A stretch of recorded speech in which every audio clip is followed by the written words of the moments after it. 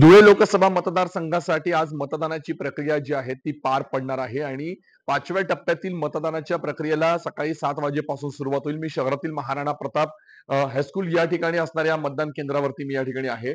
अ, या महाराणा प्रताप हायस्कूल मतदान केंद्रामध्ये दिव्यांग संचलित मतदान केंद्र जे आहे ते उभारण्यात आलेलं आहे. याचं वैशिष्ट्य असं आहे की या ठिकाणी जे कर्मचारी कार्यरत करण्यात आले आहेत ते सगळेच कर्मचारी हे दिव्यांग आहेत. आणि मतदानाची जी तयारी आहे ती या कर्मचाऱ्यांकडून पूर्ण करण्यात आली आहे. आपण बघू शकतोय की सकाळी 7 वाजेपासून मतदानाला सुरुवात होईल आणि मतदानाच्या पार्श्वभूमीवरती जी तयारी आहे ती पूर्ण करण्यात आलेली आहे. जिल्हा प्रशासनाच्या वतीने दिव्यांग संचलित मतदान केंद्र असेल, त्यासोबतच सखी महिला मतदान केंद्र असेल, युवा संचलित मतदान केंद्र असेल, अशी विविध कन्सेप्ट जे आहे ते राबवण्यात आले आहे, जेणेकरून मतदानाची टक्केवारी वाढावी आणि जास्तीत जास्त नागरिकांना मतदान करण्यात यावं. काही कर्मचारी आता आपल्या सोबत आहेत. नेमकी काय संकल्पना आहे दिव्यांग संचलित मतदान केंद्राची? अ, जास्तीत जास्त जे मतदार आहेत, त्या मतदारांना दिव्यांग कर्मचारी काम करताना बघून त्यांना प्रेरणा मिळावी, की जर दिव्यांग कर्मचारी एका बूथवर जाऊन हे काम पार पाडत असतील, तर त्यांना कुठल्या प्रकारच्या अडचणी येत नसतील, तर मग आपण का मतदान करू नये?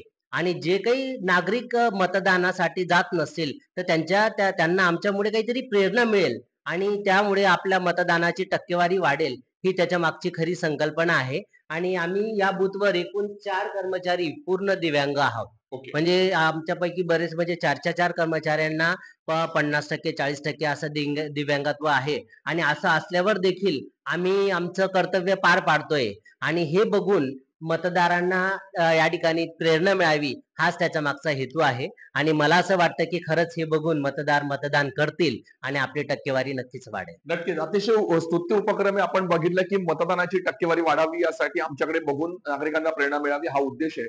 खरं तर आपण बघितलं की गेल्या 4 टप्प्यांमध्ये मतदानाची टक्केवारी जी आहे ती कुठेतरी घसरल्याचं पाहायला मिळालं होतं आणि आज धुळे लोकसभा मतदारसंघात हे मतदान होत असताना ही टक्केवारी वाढावी यासाठी हा प्रयत्न आहे. धुळे लोकसभा मतदारसंघाचा आपण एक थोडक्यात आढावा जर घेतला तर या ठिकाणी डॉक्टर सुभाष भामरे हे महायुतीचे उमेदवार आहेत आणि डॉक्टर शोभा बच्छाव या महाविकास आघाडीचे उमेदवार आहेत. या दोन्ही उमेदवारांमध्ये काटेकी टक्कर पाहायला मिळाली होती. डॉक्टर सुभाष भामरे यांना तिसऱ्यांदा उमेदवारी देण्यात आली तर डॉक्टर शोभा बच्छाव या लोकसभेच्या निवडणुकीच्या रिंगणात पहिल्यांदाच उतरलेले आहेत. त्याच्यामुळे आता मतदारांचा कौल कुणाच्या बाजूने जातो, मतदानाची टक्केवारी कितपत वाढते आणि नेमकं धुळे लोकसभा मतदारसंघातून कोणाला संसदेत जाण्याची संधी मिळते हे 4 जूनला स्पष्ट होईलच. मात्र आजचा दिवस हा सुट्टीचा दिवस नसून कर्तव्याचा दिवस आहे. हाच संदेश एकंदरीतच या दिव्यांग बांधवांनी आपल्या कृतीतून दिल्याचं म्हटलं तर ते चुकीचं ठरणार नाही. धनंजय दीक्षित, एबीपी माझा, धुळे. एबीपी माझा, उघडा डोळे बघा नीट.